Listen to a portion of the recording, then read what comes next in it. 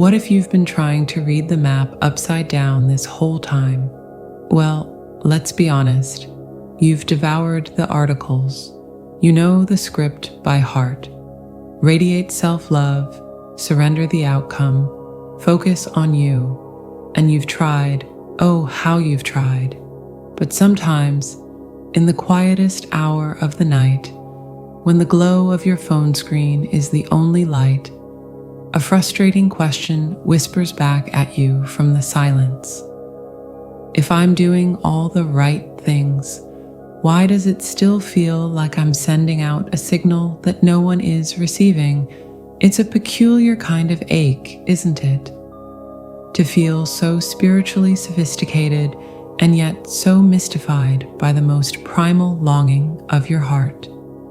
What if the secret isn't in trying harder, but in perceiving differently?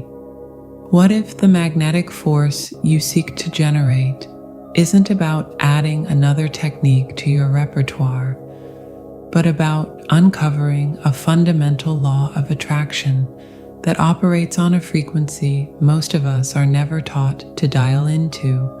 We've been so focused on the outward beam of our light, making sure it's bright enough, positive enough, healed enough, that we've completely overlooked the unique, resonant quality of its sound. Think of it not as a lighthouse, desperately scanning the horizon, but as a tuning fork that hums with a specific, undeniable note. The right listener, the one whose soul is attuned to that exact frequency, won't just see you. He'll feel you, and that feeling will be one of coming home. This is the gentle paradox we're about to explore. It has little to do with changing who you are, and everything to do with finally, fully understanding the profound power of who you are when you stop performing wholeness and simply inhabit it. It's about the subtle shift from seeking a reflection of your worth in another's eyes to becoming the very source of light that makes the reflection possible. And the most surprising part? The key to making the divine masculine truly crazy for you lies not in a grand gesture, but in a quiet, internal recalibration that changes everything. Curious what that sounds like? Let's listen.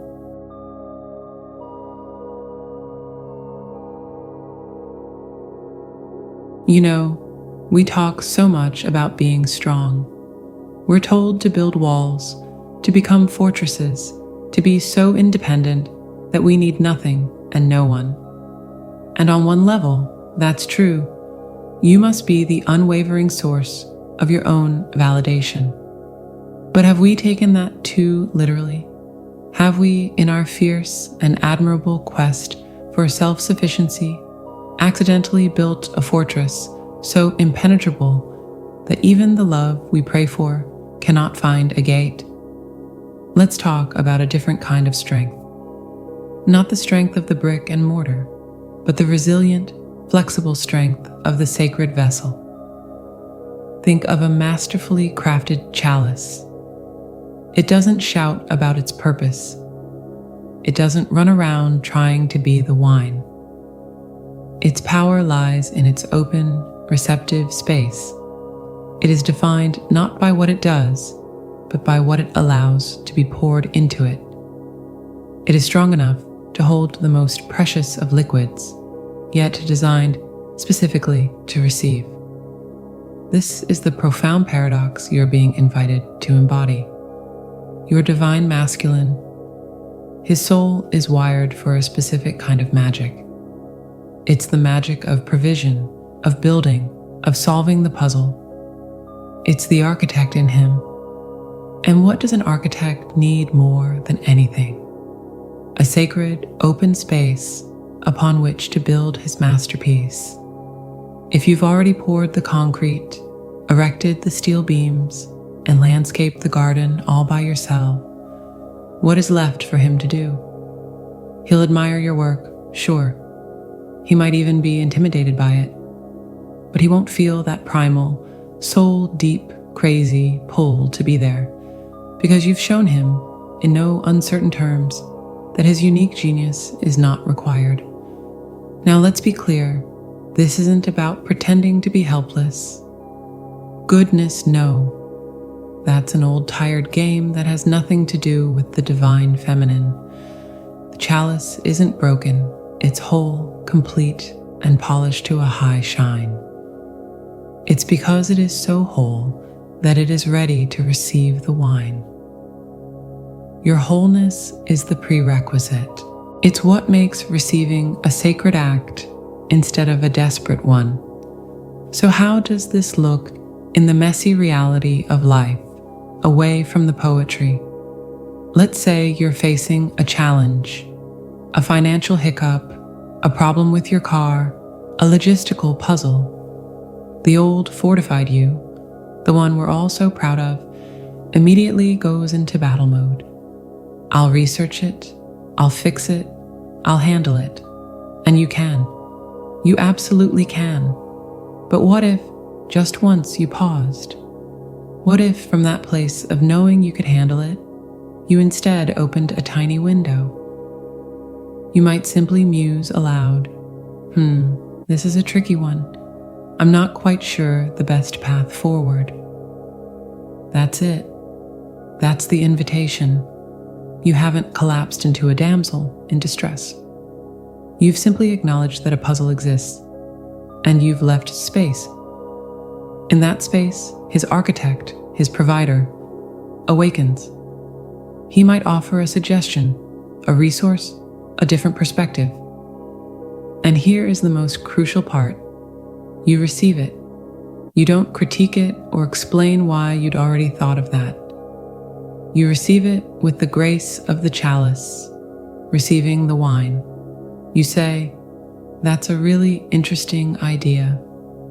Thank you. You allow his energy to contribute. You are, in that moment, honoring the very core of his spiritual DNA.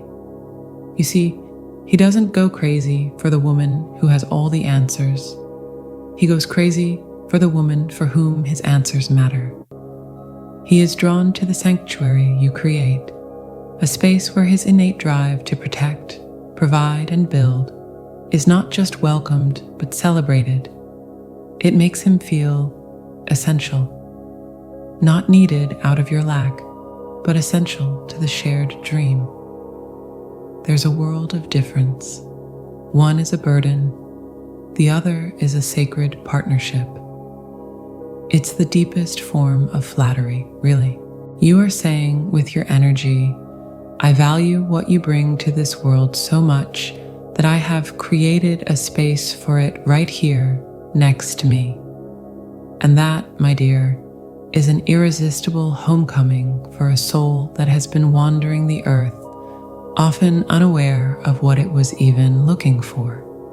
But this is only the beginning, because once you master the art of the vessel, you'll stumble upon a secret that changes everything about the magnetic field you project.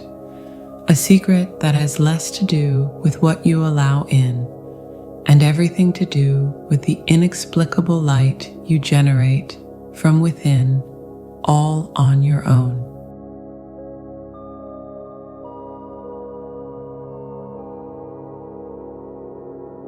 So we've talked about the sacred vessel, the art of allowing, creating that sanctuary where his divine masculine can finally exhale and build. It's a beautiful, receptive energy. But what fuels it? What is the core that gives that vessel its unshakable strength, its radiant warmth? What makes it more than just an empty, waiting cup? It's this. You must become the sun of your own solar system, not a planet, not a moon, and certainly not a lonely asteroid drifting in the void, hoping to be captured by a larger gravity. The sun, the undeniable central force around which life itself orbits. This isn't about arrogance, darling soul. It's about physics. Pure, spiritual physics. Think about it. Does the sun beg the planets to stay?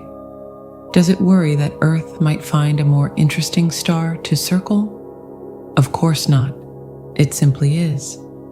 It burns with its own fierce, internal nuclear fusion. It shines because that is its nature. And precisely because of that unwavering self-generated light, the planets are held in a perfect natural dance. They are drawn by a gravity they cannot explain and do not wish to escape. This is the secret we often miss when we're tangled in the ache of separation. We think love is about two orbits merging into one. But true, divine love is about two complete solar systems recognizing each other across the cosmos, choosing to align in a way that creates a more magnificent galaxy. I want you to picture a time you were utterly lost in something you loved. I mean lost. Maybe it was painting, and the world faded away until there was only you and the swirl of color on the canvas. Maybe it was digging in your garden, your hands in the soil, completely present with the life you were nurturing. Or perhaps it was deep in a conversation with a fascinating friend, your mind sparking with new ideas. In those moments, you weren't thinking about him. You weren't checking your phone. You were gloriously, unapologetically at the center of your own experience. And can you recall what happened? Often, that's precisely when he'd call. That's when a text would pop up. It's not a coincidence, it's a law. You had, for a moment, stopped being a planet in his sky and had flared into your own sun. And that kind of light is visible from millions of miles away. The divine masculine is an explorer by nature. He's wired to navigate external realms, to chart new territories. What do you think is more compelling to an explorer? A map that leads to a destination that's waiting, passive, and predictable? Or the sight of a distant, brilliant, and mysterious star he's never seen before? A star that promises not just a destination, but an entire new world to discover. Your wholeness, your passion, your messy, creative, vibrant life is that star. He doesn't go crazy for the woman who clears her schedule for him. He goes crazy for the woman whose schedule is so full of her own purpose that he must consciously find a way to fit himself into its glorious chaos. This is where we reclaim our power. It's the ultimate release of the chaser energy. Chasing is an act of orbiting someone else. It sends a message, however unintentional, that their light is brighter than yours. But when you tend to your own fire, when you feed it with your passions, your friendships, your growth, you become a beacon. You're no longer asking, "Do you see me?" You are stating, through the sheer force of your being, "Here I am." And you know what's truly wild? This is the greatest gift you can give him. It frees him from the immense, unconscious pressure of being your sole source of light and happiness. It allows him to relax into his own journey, trusting that when he looks up, you will still be shining, constant, and bright. Your autonomy doesn't push him away. It creates the only conditions in which a free, authentic union can actually exist. So stop trying to be the perfect moon, reflecting his light. Ignite your own fusion. Burn with your own passions. Build your world so compellingly that you look up one day and realize the attraction is no longer something you seek. It's a natural force you effortlessly generate. And the crazy thing is, once you truly, deeply understand that you are the sun, you'll stop worrying about who's orbiting you, but you might just notice a familiar traveler, finally seeing your light from afar, charting a course home. And when he arrives at the borders of your vibrant world, the real magic begins. The question won't be about his return, but about what kind of universe you will choose to build together.